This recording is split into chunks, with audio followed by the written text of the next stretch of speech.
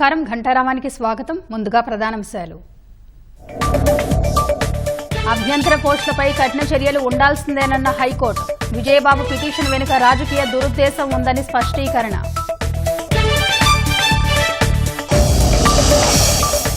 America సంస్థలు అవినీతిని బయటపెట్టిన జగన్ బుకాయింపు. పీఎస్సీలతో లక్షల కోట్లు భారం వేసి ఆదా చేశానంటూ వింత వాదన. వంశధార నాగావళి అనుసంధానం కోసం రైతుల ఎదురుచూపులు. నదులు అనుసంధానిస్తామన్న సీఎం హామీతో సరికొత్త ఆశలు. మహారాష్ట్ర సీఎం ఎంపికపై ఢిల్లీలో అర్ధరాత్రి మంతనాలు. ఫడ్నవీస్తో పాటు మరికొందరు పేర్లు పరిశీలన.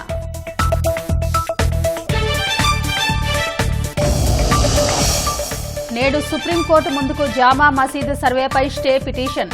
విచారించనున్న సీజీఐ జస్టిస్ సంజీవ్ ఖన్నా ధర్మాసనం.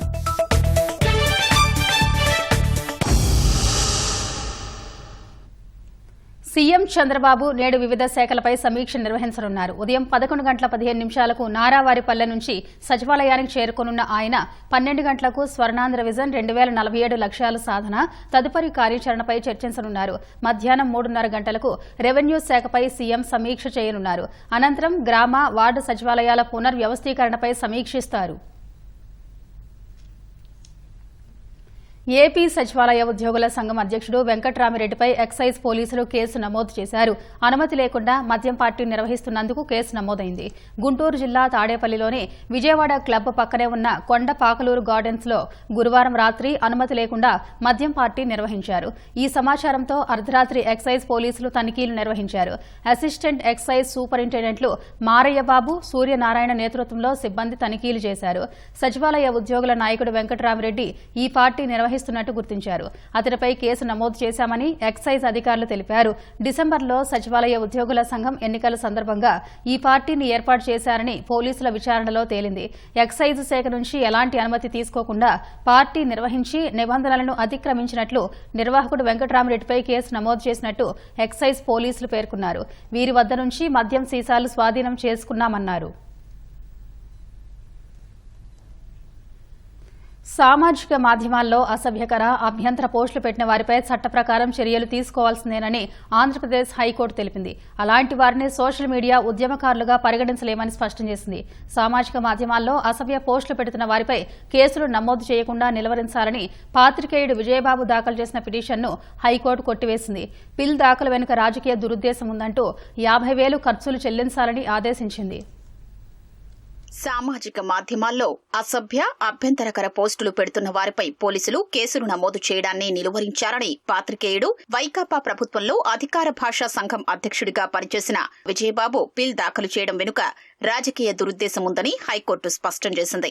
ఆయన దాఖలు చేసిన వ్యాజ్యాన్ని కొట్టేసింది. సోషల్ మీడియా వేదికగా అవతలి వ్యక్తులపై చేస్తున్న వ్యవస్థీకృత విషప్రచార దాడులు చట్టాల్ని గౌరవించే పౌరులకు తీవ్ర నష్టం చేస్తాయని హైకోర్టు పేర్కొంది. దూషణలతో అసభ్యకర పోస్టులు పెట్టే వ్యక్తుల్ని సామాజిక మాధ్యమ ఉద్యమకారులని చెప్పలేమని తెలిపింది. నచ్చినట్లు ఇష్టానుసారంగా మాట్లాడే వ్యక్తులకు సోషల్ మీడియా వేదికలు ఎలాంటి రక్షణ ఇవ్వలేమని హైకోర్టు పేర్కొంది. చట్టరీత్యా ఏదైతే నేరమో దాన్ని సోషల్ మీడియాలో చేసినా నేరమేనని తేల్చి చెప్పింది. ఇలాంటి అసభ్యకర, అభ్యంతర పోస్టులు పెట్టిన వారిపై చట్ట ప్రకారం చర్యలు తీసుకోవాల్సిందేనని పేర్కొంది. ముఖ్యంగా అవతలి వ్యక్తుల్ని లక్ష్యంగా చేసుకుని అపఖ్యాతి పాల్చేసేందుకు పనిచేసే కిరాయి మూకల విషయంలో కఠిన చర్యలు అవసరమని పేర్కొంది. సోషల్ మీడియా వేదికగా ప్రభుత్వాన్ని విమర్శిస్తూ అభిప్రాయాల్ని వ్యక్తం చేసే వారికి ఏమాత్రం మర్యాద లేకుండా అసభ్యకర పదజాలంతో దూషణలు చేస్తూ వ్యక్తులు, వారి కుటుంబ సభ్యులు, అధికారుల్ని అపఖ్యాతి పాల్చేసేలా వేధించి హింసించే వారికి మధ్య వ్యత్యాసముందని స్పష్టం చేసింది. సోషల్ మీడియాను దుర్వినియోగం చేసి కులమతాలు, సమూహాల మధ్య విద్వేషాలు రేకెత్తించే, సమాజంలో అశాంతిని కలిగించే అవకాశం లేకపోలేదని హైకోర్టు తెలిపింది. సమాజంలో అట్టడుగు, ఆర్థికంగా బలహీన వర్గాలకు చెందిన వ్యక్తుల హక్కుల కోసం పిటిషన్ దాఖలు చెయ్యలేదని పేర్కొంది. పోలీసుల చర్యలపై అభ్యంతరం ఉంటే పోస్టులు పెట్టిన వారు చట్ట నిబంధనల మేరకు స్వయంగా పోరాటం చేసుకోవాలి తప్ప వారి తరపున మరొకరు పిల్ దాఖలు చేయడానికి వీల్లేదని స్పష్టం చేసింది. కోర్టు ముందున్న రికార్డుల్ని పరిశీలిస్తే ప్రస్తుత పిల్ రాజకీయ దురుద్దేశంతో దాఖలు చేసినట్లు కనిపిస్తోందని, ఈ నేపథ్యంలో దాన్ని కొట్టేస్తూ పిటిషనర్ కు 50,000 ఖర్చులు విధిస్తున్నట్లు పేర్కొంది. ఈ సొమ్మును నెల రోజుల్లో ఏపీ న్యాయ సేవాధికార సంస్థకు జమ చేయాలని పిటిషనర్ విజయబాబును ఆదేశించింది. ఈ సొమ్మును చూపు, వినికిడి శక్తి లేని పిల్లల కోసం వినియోగించాలని న్యాయ సేవాధికార సంస్థకు సూచించింది. ఆంధ్రప్రదేశ్ హైకోర్టు ప్రధాన న్యాయమూర్తి జస్టిస్ ధీరజ్ సింగ్ ఠాకూర్, జస్టిస్ చీమలపాటి రవితో కూడిన ధర్మాసనం ఈ నెల 13న ఇచ్చిన తీర్పు ప్రతి తాజాగా అందుబాటులోకి వచ్చింది. అసభ్య పోస్టులు పెడుతున్న సోషల్ సైకోలపై పోలీసులు కేసులు పెట్టడం నిలువరించాలని హైకోర్టులో పిటిషన్ వేసిన విజయబాబు పక్కా వైసీపీ విధేయుడు. వైసీపీ తరఫున వకాల్తా పుచ్చుకుని చర్చల్లో కూటమి నేతలపై ఇష్టారీతిన విమర్శలు చేస్తారు. వైసీపీ హయాంలో భాషా సంఘం అధ్యక్షుడిగా పనిచేసిన ఆయన నిబంధనలు ఉల్లంఘించి మరీ లెటర్ హెడ్పై జగన్ ఫోటోను ముద్రించడంపై అప్పట్లో పలు విమర్శలు వచ్చాయి. సోషల్ సైకోలకు మద్దతుగా హైకోర్టుకు వెళ్లిన విజయబాబు ఫక్తు వైసీపీ మద్దతుదారు. టీవీల్లో, ఇతర చర్చల్లో ఆ పార్టీ అధికార ప్రతినిధులకు మించి వైసీపీ వాణి వినిపిస్తారు. ఎన్నికల వేళ కూటమి నేతల్ని వివిధ వేదికలపై తూలనాడారు. గతంలో ఒక దినపత్రికలో వివిధ పదవుల్ని నిర్వర్తించిన విజయబాబు జర్నలిస్టు సంఘాల నేతగానూ వ్యవహరించారు. 2012 మే 10న సమాచార హక్కు చట్టం కమిషనర్గా నియమితులై 2017 వరకు పనిచేశారు. ఆ తరువాత జనసేనలో చేరి కొద్ది నెలలకే ఆ పార్టీకి రాజీనామా చేశారు. 2022 అక్టోబర్లో జగన్ ప్రభుత్వం విజయబాబును అధికార భాషా సంఘం అధ్యక్షుడిగా నియమించింది. సాధారణంగా ప్రభుత్వ లెటర్ హెడ్లపై సీఎం ఫోటోలు ఉండవు.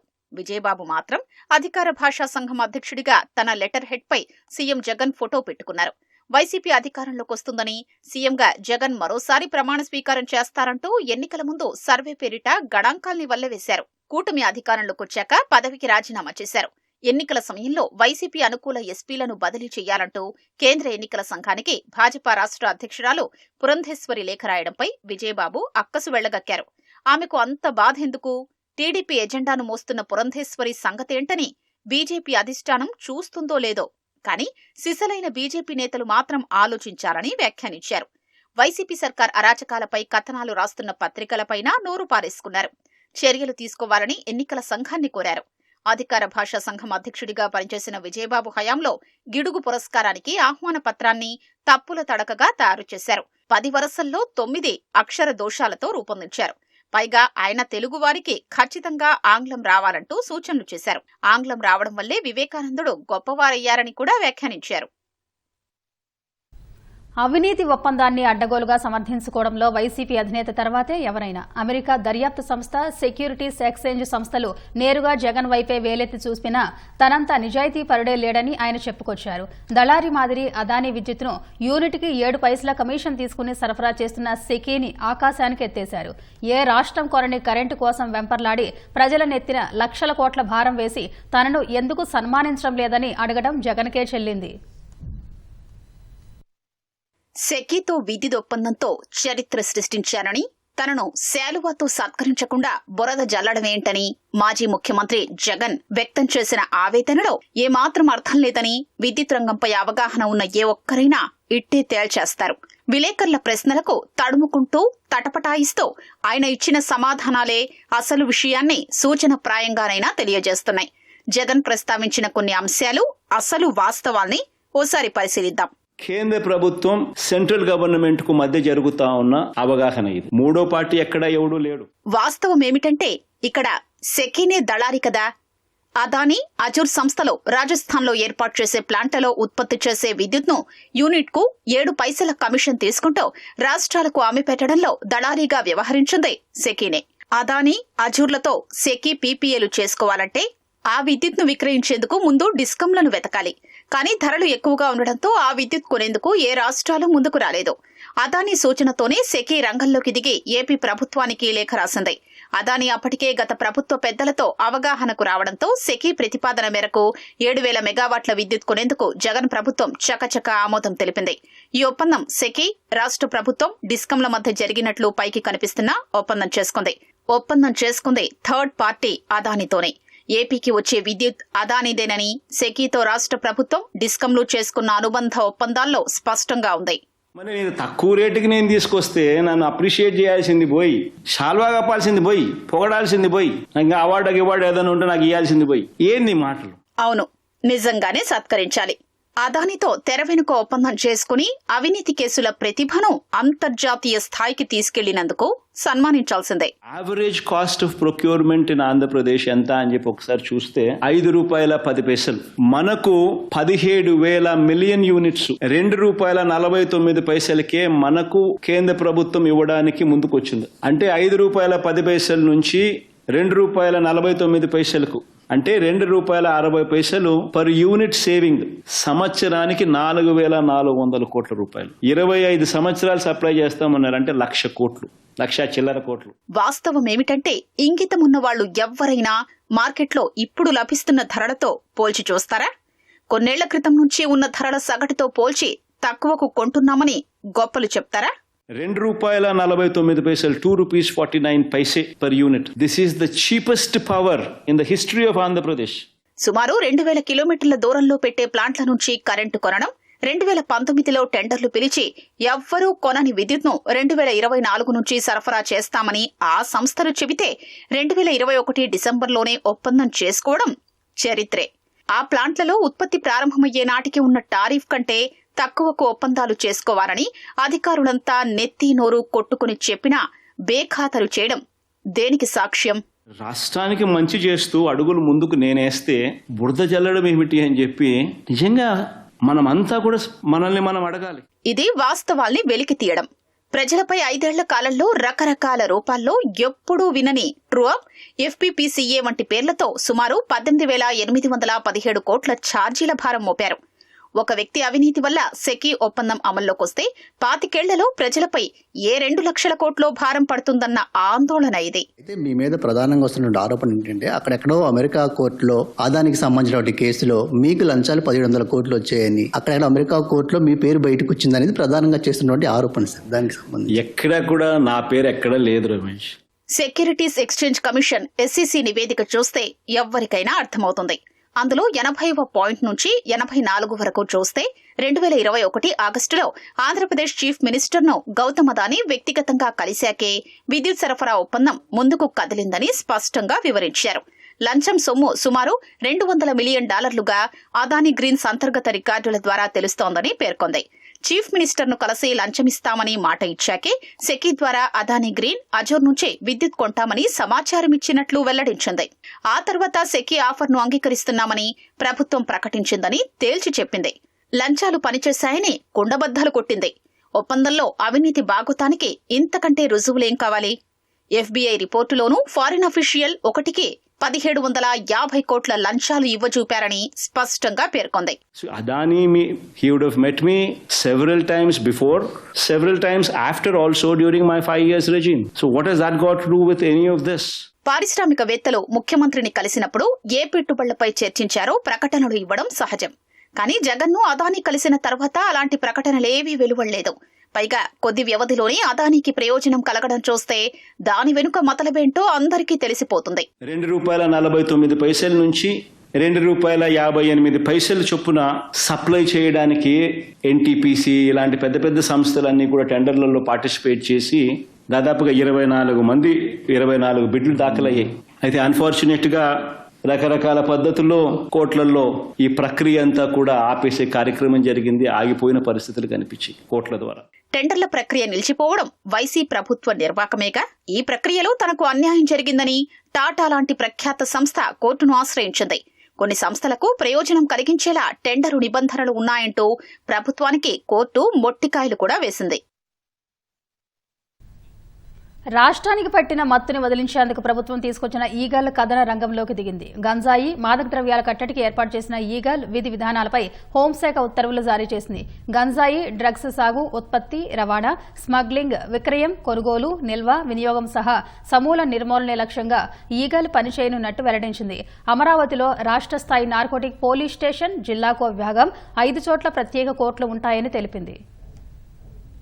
రాష్ట్రంలో గంజాయి, మాదక ద్రవ్యాలపై ఉక్కుపాదం మోపేందుకు elite anti narcotics group for law enforcement కార్యరంగంలోకి వచ్చేసింది. అమరావతిలో రాష్ట్ర స్థాయి నార్కోటిక్స్ పోలీస్ స్టేషన్, జిల్లాకొకటి చొప్పున 26 నార్కోటిక్స్ కంట్రోల్ విభాగాలు ఉంటాయి. గతంలో గుంటూరు, కర్నూలు జిల్లాలో ఎస్పీగా, తర్వాత సుదీర్ఘకాలం ఇంటెలిజెన్స్ బ్యూరోలో వివిధ హోదాల్లో పనిచేసిన IG ఆకి రవికృష్ణ ఈగల్ విభాగాధిపతిగా వ్యవహరించనున్నారు. అమరావతిలో 2, విశాఖపట్నం, పాడేరు కేంద్రాలుగా మరో 2 కలిపి మొత్తం 4 రాష్ట్ర స్థాయి టాస్క్ ఫోర్స్ బృందాలు ఉంటాయి. అమరావతిలో ఏర్పాటు చేసే నార్కోటిక్స్ పోలీస్ స్టేషన్ కు రాష్ట్రమంతటా పరిధి కల్పించారు. ఇక్కడి సిబ్బంది రాష్ట్రంలో ఎక్కడైనా సరే గంజాయి, డ్రగ్స్ సంబంధిత కేసుల నమోదు, దర్యాప్తు చేయొచ్చు. డీఎస్పీ స్థాయి అధికారి ఈ స్టేషన్ కు ఎస్హెచ్ఓగా వ్యవహరిస్తారు. ఈ కేసుల్లో విచారణ వేగంగా పూర్తి చేయించి నిందితులకు శిక్షలు పడేలా చూసేందుకు విశాఖపట్నం, రాజమహేంద్రవరం, విజయవాడ, గుంటూరు, తిరుపతిలో ప్రత్యేకంగా ఫాస్ట్ ట్రాక్ కోర్టులు ఏర్పాటు చేయనున్నారు. ఈ ప్రక్రియ ఇప్పటికే ప్రారంభమైంది. డ్రగ్స్, గంజాయి ముఠాలపై సమాచారం ఇచ్చేందుకు, ఫిర్యాదులు చేసేందుకు టోల్ ఫ్రీ నంబర్ 1972ను ఏర్పాటు చేశారు. అమరావతి ప్రధాన కేంద్రంలోని కాల్ సెంటర్ 24 గంటలు పనిచేస్తుంది. రాష్ట్ర స్థాయిలో ఈగల్, నార్కోటిక్స్ పోలీస్ స్టేషన్, జిల్లా నార్కోటిక్స్ కంట్రోల్ విభాగాల్లో కలిపి మొత్తం 459 మంది సిబ్బంది పనిచేయనున్నారు. ప్రధాన కార్యాలయానికి 249, నార్కోటిక్స్ స్టేషన్ కు 66, జిల్లా విభాగాలకు 144 పోస్టులు కేటాయించారు. పోలీసు శాఖలోని వివిధ విభాగాల నుంచి వీరిని డిప్యుటేషన్ పై తీసుకుని ప్రత్యేకంగా శిక్షణ ఇస్తారు. ఈ విభాగంలో పనిచేసే వారికి అదనంగా 30% అలవెన్స్ ఇవ్వనున్నారు.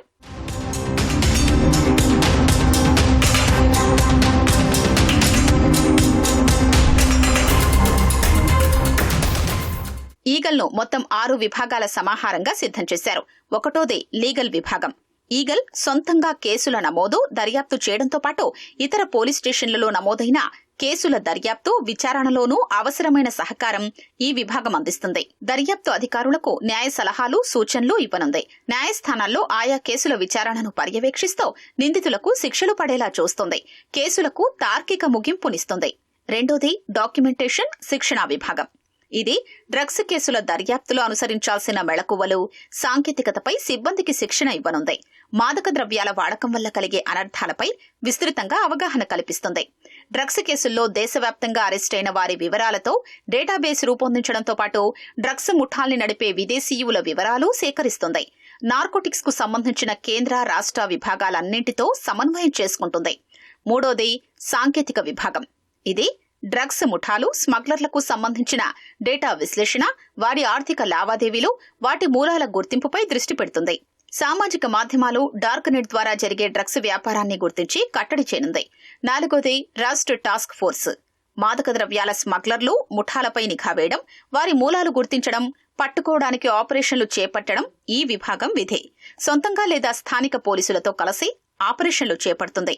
5వది పరిపాలన, లాజిస్టిక్స్ విభాగం. ఈగల్ వ్యవస్థలోని సిబ్బంది వ్యవహారాలు, వారికి అవసరమైన సదుపాయాలు, లాజిస్టిక్స్, రవాణా తదితరాల కల్పనను ఈ విభాగం పర్యవేక్షిస్తుంది. 6వది సెంట్రల్ డిపాజిటరీ. వివిధ కేసుల్లో స్వాధీనం చేసుకున్న డ్రగ్స్ ను నోటిఫై చేసిన ప్రదేశాల్లోని సెంట్రల్ డిపాజిటరీలో భద్రపరుస్తారు. వీటికి ఏపీ, ఎస్పీ సిబ్బందితో భద్రత కల్పిస్తారు. 24 గంటలు సీసీ కెమెరాలతో పర్యవేక్షిస్తారు.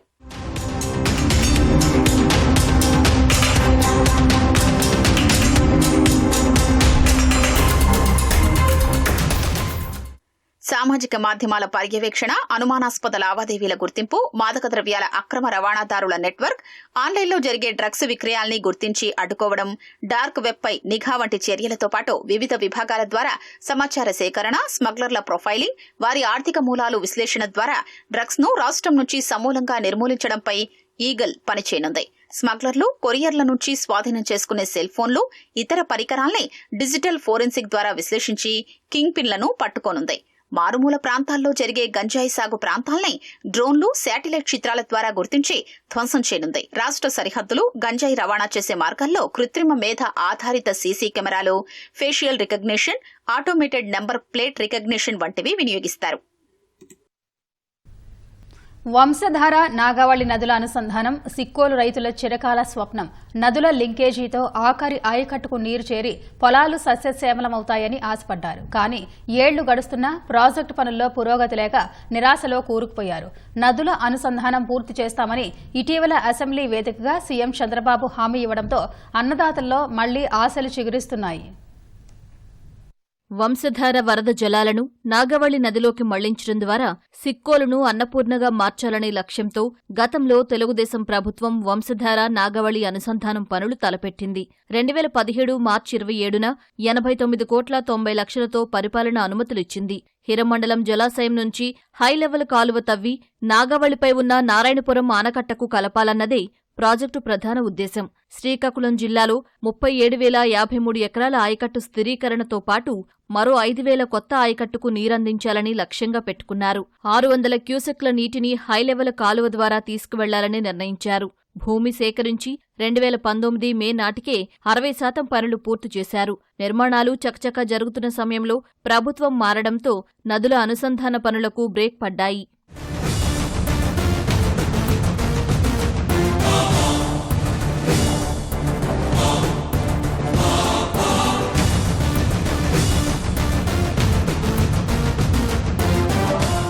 వైసీపీ అధికారంలోకొచ్చాక అంచనా వ్యయాన్ని 145 కోట్లకు పెంచారు. 2020 జులై నాటికి నదుల అనుసంధానం పూర్తి చేస్తామని జగన్ ప్రగల్భాలు పలికినా కార్యరూపం దాల్చలేదు. గడువును పెంచుకుంటూ పోతూ 5 ఏళ్లు కాలయాపన చేశారు. నిధులు విడుదల చేయక, పూర్తయిన వాటికి బిల్లులు చెల్లించక పనులు ముందుకు సాగలేదు. కాలువలు, గేట్లు, హెడ్, క్రాస్ రెగ్యులేటర్ల నిర్మాణాలు అసంపూర్తిగా నిలిచిపోయాయి. కాలువల్లో పిచ్చి మొక్కలు పెరిగిపోయాయి. కలవట్లు ధ్వంసమయ్యాయి. పనులు మధ్యలోనే వదిలేయడంతో వర్షాలకు పొలాలు మునిగి రైతులు నష్టపోతున్నారు. కూటమి ప్రభుత్వం నదుల అనుసంధానాన్ని త్వరగా పూర్తి చేయాలని కర్షకులు విజ్ఞప్తి చేస్తున్నారు. కొట్ట బ్యారేజ్ నుంచి నారాయణపురం ఆనకట్టుకి అనుసంధానం చేస్తే మొత్తం ఇక్కడ ఉన్న గ్రామాలకి సంతకవిటి మండలం, ఆందోళన మండలం, శ్రీకాకుళం వరకు బెనిఫిట్స్ ఉంటాయి. రైతులకి పంటలు పండించుకోవడానికి కొన్ని వేల ఎకరాలు అవుతాయి. నెక్స్ట్ వాళ్ళకి ఇయర్లీ ఒక పంటే క్రాఫ్ట్ దిగుతుంది, అది 2 to 3 అవుతుంది. అనుచందనం అయిన తర్వాత మినీ రిజర్వర్ కట్టారంటే దాని నుంచి మత్స్యకారులకు కూడా సంపద కలుగుతుంది. లాస్ట్ గవర్నమెంట్ ఏటి కూడా పట్టించుకోలేదు, రాష్ట్రం కోసం పట్టించుకోలేదు, అనుచందనం గురించి కూడా పట్టించుకోలేదు. సగం వరకు జరిగిన వర్క్ కూడా ఆపేశారు. వంశధార నాగవళి అనుసంధానమైన కాలువ పని పూర్తయి ఉంటే ఈరోజు మేము చాలా ఆనందపడి ఉండేవాళ్ళం. వైసీపీ నిర్లక్ష్యంకి మేము ఈరోజు పడుతున్న బాధ అంత ఇంత కాదు. ఈ ఖరీఫ్కి అయితే అందకపోవచ్చు, తదుపరి వచ్చే ఖరీఫ్కి అయితే ఖచ్చితంగా అందుతుందన్న నమ్మకం, విశ్వాసం అయితే మాకు చాలా ఉంది.